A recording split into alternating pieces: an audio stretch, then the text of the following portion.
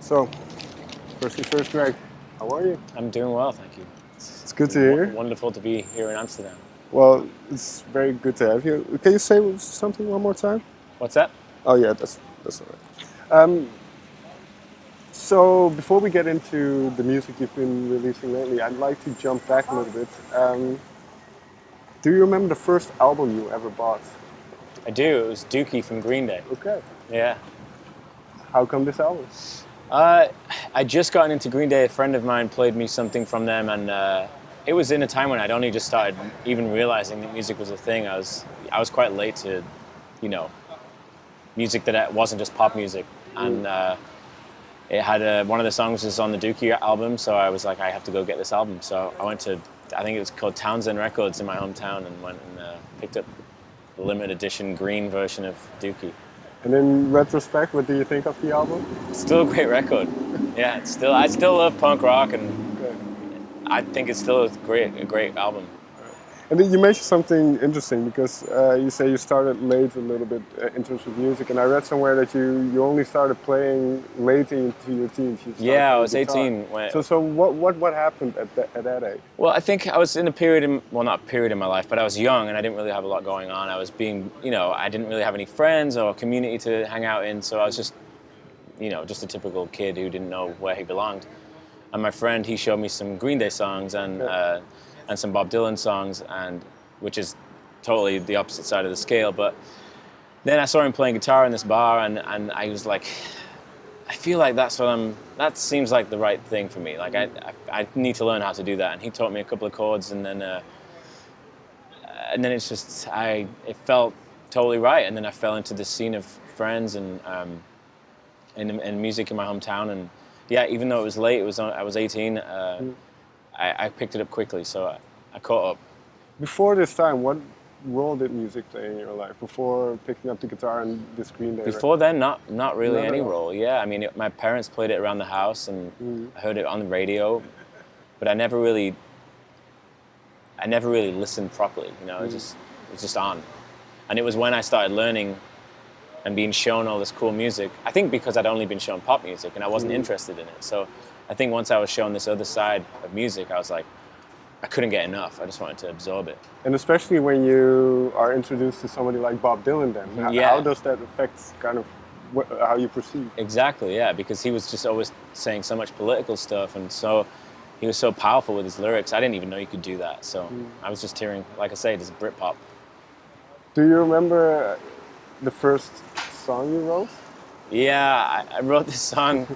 I think it was called "You Go Left, I Go Right." It was cheesy love song. That's all I thought you could write at first. But yeah, I think I said that once in another interview, and it ended up on Wikipedia as like, Greg wrote his first song, and I was like, oh crap. But yeah, that was it. It's terrible. And then how much distance was it between you being 18, picking up the guitar and writing that song? Was there a... It was did immediate. take you a while? It was Okay. immediate because that's why I started playing, is because I wanted to write.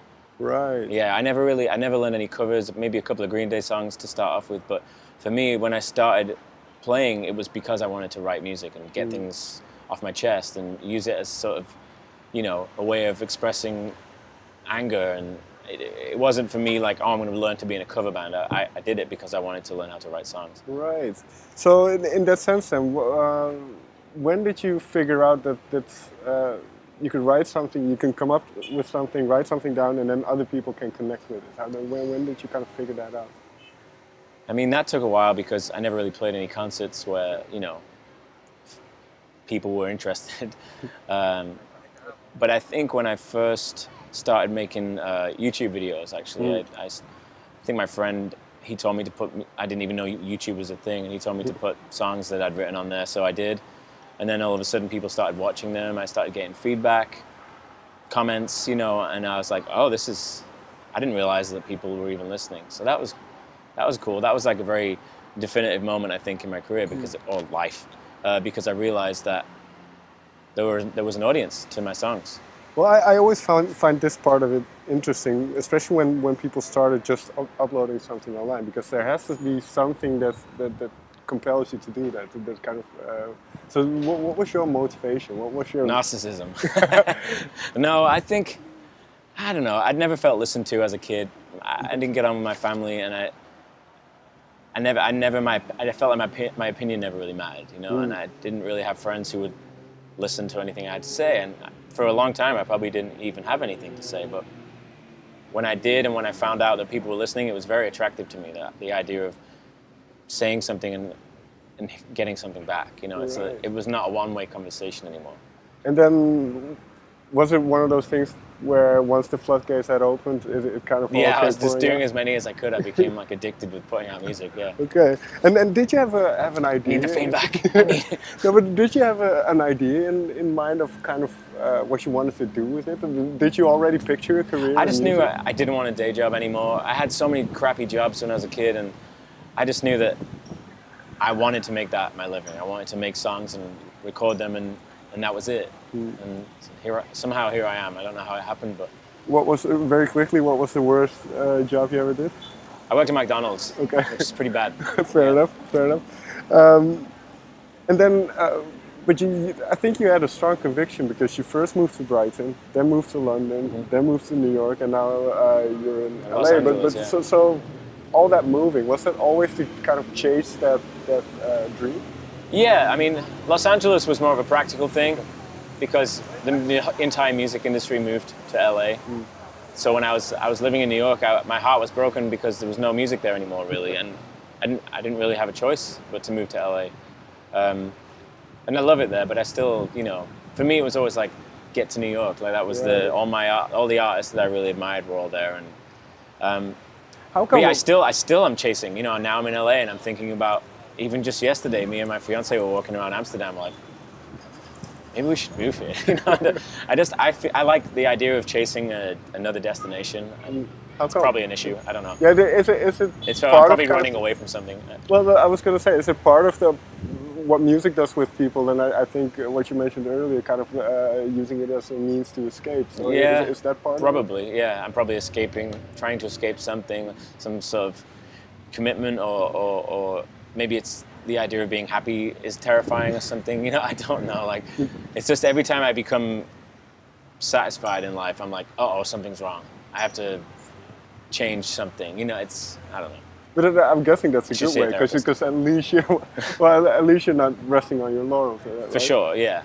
I don't like to get too comfortable. And so going through, I won't go into the albums too much, the previous albums you've released. But having released, I believe, two independently, and then the third one was through Warner. It was, yeah. I made it independently, and then I ended up releasing it through Warner Brothers, yeah. Because that whole process of trying to get your album out there, and then starting with the first one, and then kind of finally finding a label that's putting it out and then doing some promo for it. What can you tell me about the music business in a way? What has your experience been in trying to get your music out there? Honestly, it's a nightmare. Okay. Yeah, it's, no matter how you do it, you are constantly yelling into the ether, hoping people will listen. And whether you have millions of dollars from a record label or you have your own money or no money, it's the same process. You can't convince people to listen to your music, so you have to just, I mean, for me, I got a little lost when I was on Warner Brothers because all of a sudden there was 20 other opinions on my music, and I hated it. I mean, I loved everybody at the record label, but I felt all this pressure all of a sudden to create something that people wanted to hear, and I've always made music for myself and then hoped that people would connect to it. And I'm now in this period actually where I'm trying to reconnect to that idea because I got sidetracked. So, yeah, I think the music business is very tough because you just have to make art and hope that people like it. And if nobody does, it's heartbreaking, but you have to just keep doing it because that's what you do. And this is part of it is, I suppose, allowing yourself to be vulnerable, putting stuff out there. Yeah, which it almost makes it worse because if you didn't care about the music and it was just pop music to you, if nobody liked it, it's like, oh, whatever. But if it's something that means so much to you, it's like, it hurts when people don't connect to it or when it doesn't become big or whatever. But, just got to keep doing it.